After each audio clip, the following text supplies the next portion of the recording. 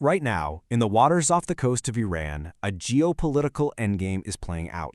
The stakes could not be higher, and at the very center of it all is one of the most powerful weapons on Earth. This isn't just another headline. This is the countdown to a decision that could rewrite the map of the Middle East and send a shockwave to the entire global economy. We're going inside the story of a floating fortress and a standoff that could ignite a war. That's what some are calling it, a gun to the head.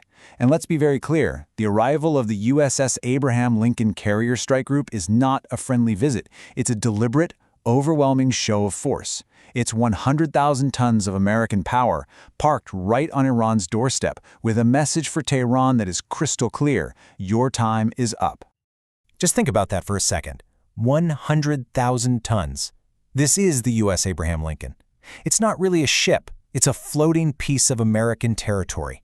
A nuclear-powered city of steel and firepower that can project devastating force from the sea. And right now, that entire city is the centerpiece of Washington's high-stakes pressure campaign. But the Lincoln isn't out there by itself. No, it's the heart of an entire carrier strike group. It's surrounded by advanced destroyers like the USS Spruance and the Michael Murphy, each one a lethal weapons platform. With a crew of almost 6,000 sailors, this is the first time since late 2023 that a U.S. carrier has been in the region. It's filling a huge strategic gap with a force that is, frankly, designed to be overwhelming. The message couldn't be clearer. Okay, so that's the hardware. That's the what. But the real question you've got to be asking is why now? Why this ship, in this place, at this very moment? Well, to understand that, we have to look at what's happening inside Iran, where the regime is caught in a perfect storm that's left it with three, and only three, absolutely terrible options. This quote from Dr. Sanam Vakil really hits the nail on the head. War, a forced deal, or collapse. Think about that. Option 1, go to war with the United States. That would be utterly devastating. Option 2, sign a humiliating deal under the threat of that firepower, basically surrendering.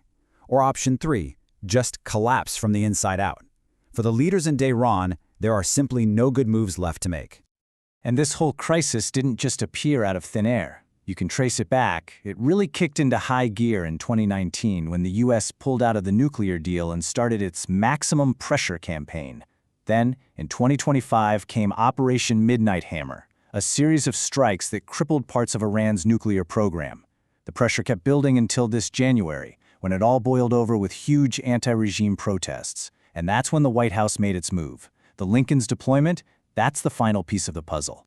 You see, Tehran is getting squeezed from every possible direction. You've got an American president who doesn't just want containment, he wants submission. At home, their economy is in an absolute death spiral, which is fueling these massive protests that just keep growing. On top of that, their key allies in the region, like Hezbollah, are weaker than they've been in years. You know things are bad when you hear reports that senior Iranian officials are quietly flying to Moscow, desperately looking for some kind of way out. All right, so we've talked about the why. Let's dig into the how. Let's take a look under the hood of this American war machine and break down the incredible power that's now aimed directly at Iran. Think of this as a multi-layered threat. From the sky, the carrier can launch more than 70 airstrikes a day, with jets that can fly deep into Iran. At the same time, those destroyers can launch Tomahawk cruise missiles to hit targets far inland, while also creating a missile-proof shield to stop any retaliation. And it's all connected with land-based aircraft for even more firepower. Oh, and did I mention the submarines lurking under the surface? For Iran's military planners, this is a 360-degree nightmare. 1,000. That's a conservative estimate for the number of Tomahawk cruise missiles the U.S. has in the region right now. Each one is basically a 1,000-mile-long sniper rifle. It means that from the deck of a ship safely out at sea, the U.S. can surgically destroy a command bunker in Tehran or a nuclear site deep in the mountains, all without putting a single pilot in harm's way. So let's put it all together. You've got this overwhelming military force. You've got a regime backed into a corner. This is a genuine powder keg where one tiny miscalculation could lead to an absolute catastrophe. So how could this actually ignite? Well, experts are looking at three main scenarios. The first path is what they're calling limited strikes. The idea is a quick surgical attack. Tomahawks take out the most important nuclear and missile sites. The Revolutionary Guard gets hit hard, but the regime itself survives. Now, Iran can't hit back directly, so they'd fight dirty, using their proxy forces and trying to block oil tankers. You wouldn't get a full-blown invasion, but you would get a whole new level of chaos in the region. Okay, then there's scenario 2. And honestly, this is the one that keeps strategists up at night. It's called escalation hell. Here, Iran decides not to just take the punch. They fire back with their own ballistic missiles at U.S. bases. The U.S. would respond with overwhelming force, and from there, the whole thing could spiral, dragging in countries like Saudi Arabia and Israel. A full regional war like that would almost certainly crash the global economy. This is the absolute worst-case scenario. And then there's the third path, the real wild card, the collapse trigger. In this scenario, the American strikes are like the final straw that breaks the camel's back. The attack from the outside combines with a massive protests on the inside, and the regime just breaks. The military starts to defect, the government loses control. But this wouldn't be a clean victory. It would be a slow, messy, grinding collapse into a new Iran, and nobody knows what that would look like. So it's really easy to see this as just a conflict happening over there. But it's not. None of this happens in a vacuum. A war between the US and Iran would send shockwaves across the entire globe, affecting everything from geopolitics to your wallet. And this chart right here is the biggest reason why. It's called the Strait of Hormuz, and it is the world's energy artery. 20%, 1/5 of all the oil that powers our entire planet has to squeeze through this tiny waterway every single day. The USS Abraham Lincoln is there to keep that artery open. Any conflict that closes it would be an economic heart attack for the world.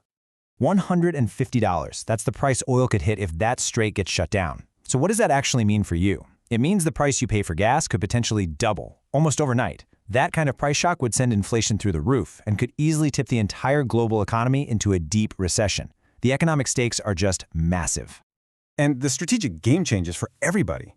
For huge economies in Europe and India that depend on that oil, it's a catastrophe. For America's allies in the region, like Saudi Arabia, the UAE, and Israel, well, they'd see it as a huge win against their biggest rival. And for America's great power rivals, it gets really complicated.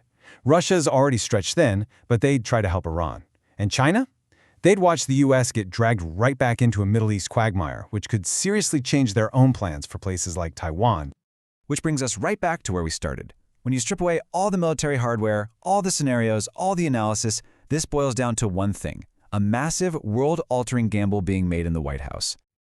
And here's the bet, laid out plain and simple. The goal, the big prize, is what experts call strategic submission. That means you permanently break Iran's nuclear program and its power in the region, all without a costly, bloody ground invasion.